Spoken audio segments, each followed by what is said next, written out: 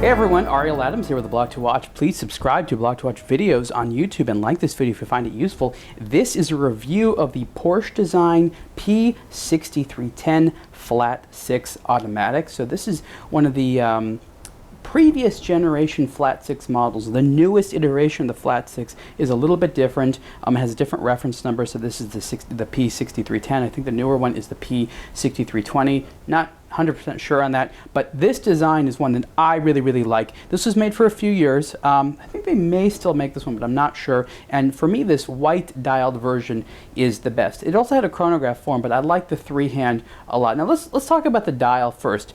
It came in sort of an anthracite gray. I think there was a red one. There's a few colors, but the white one I like a lot. I like white dials, but I very rarely find white dialed watches I like, and the reason is because of legibility.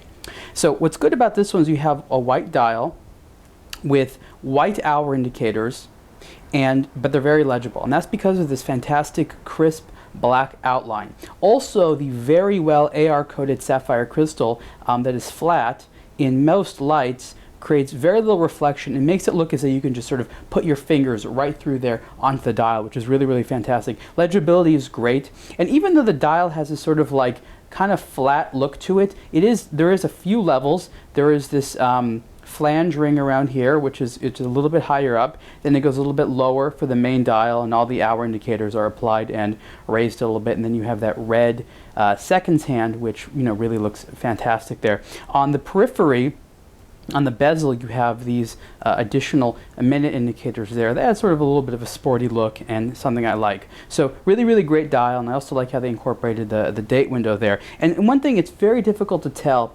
I'm going to try there. You can see that the date window is not just a little cut hole. It actually has beveled edges there. And that's a nice little higher end look that I think just adds to sort of really fantastic detailing the watch like this has. Another cool detail is if you look on the watch here, you look at the bracelet, you have this polished sort of end part. You have this satinized middle part, and the bezel actually has an entirely different finishing, which is kind of like a little bit like a brushed, sandblasted look a little bit. And it's cool that just one watch has all those different types of finishings on there. On the side here, you have these horizontal lines that help to elongate the case. It makes it look a little bit longer. And also, what it also helps to do is make it feel thinner. This is not actually the thinnest watch in the world. It's probably about 10 millimeters or so, maybe a little bit less, but it looks very thin. And on the wrist, you see that it has a very comfortable and thin profile. You could wear it as a dress watch. You could wear it as just a casual watch. It could be a sport watch even. And what I like about a design like this overall is that what Porsche design was able to do is create something timeless, very versatile, but also modern. It is not a retro-looking watch, even though it is a traditional-looking watch. And that's something that I really appreciate, and there's very few companies that are able to pull that off well. The bracelet's really great. This also comes on a rubber strap. This particular version actually has a white rubber strap, which I think is cool, but this bracelet is really neat. Not everyone liked this, but I happen to find it quite interesting. I like that it's a one-link, and there's a seamless integration here with the butterfly clasp. There's no break. There's just the buttons on the side there. And it, of course, integrates with the case in a very nice way. Again, it's a very traditional watch, but in a modern, contemporary design interpretation, which is something that Porsche design does very well. The case size is 44 millimeters. I think it wears very nicely. It doesn't wear too large or too small. Inside the watch is a Swiss ETA 2892 that is decorated very well. It has Porsche design's custom automatic rotor there that looks like a wheel.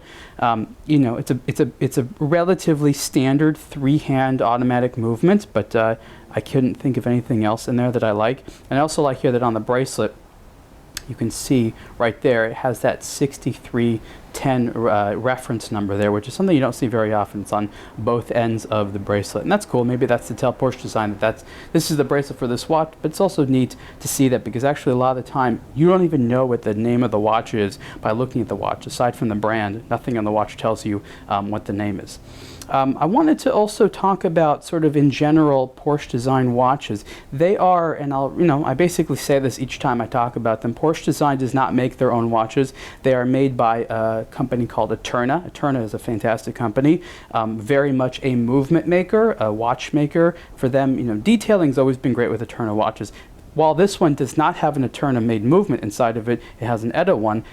It's still a great watch, and a good reason why it shows a good example actually of why it is that Porsche Design works with Eterna to make great looking timepieces. In terms of price, this one is about $2,800. Again, I'm not sure if this one is still actually made, but they are out there. You can still get these. If they stopped being made, it was only in the last year or so. There should be a lot of inventory. Again, this is the Porsche Design Flat 6 Automatic P'6310, and you can see the full review on aBlogtoWatch soon. Thanks.